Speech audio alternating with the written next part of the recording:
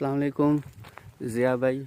ये इस साल मैंने तेज़ाबी पोटाश, तेज़ाबी फास्फोरस और यूरिया का इस्तेमाल किया था। तेज़ाबी खादों का अल्ट्रा बूस्ट भी इस्तेमाल किया। माशाल्लाह फूल भी आए। हेडलैंड मल्टी का भी स्प्रे किया फूल आने से पहले। ये कहीं पे दाना भी बन चुका है, कहीं पे फूल हैं।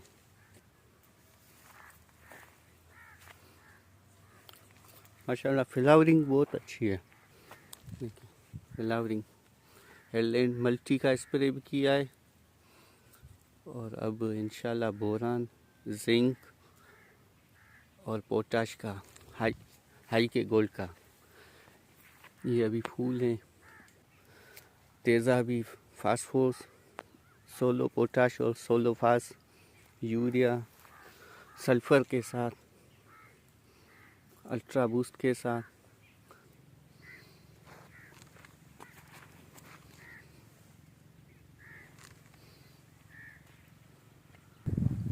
ये नहीं है कि किसी एक मखसूस हिस्से से, कहीं भी से माशाल्लाह आप देख लें। इसमें ये देखें फूल बन चुके।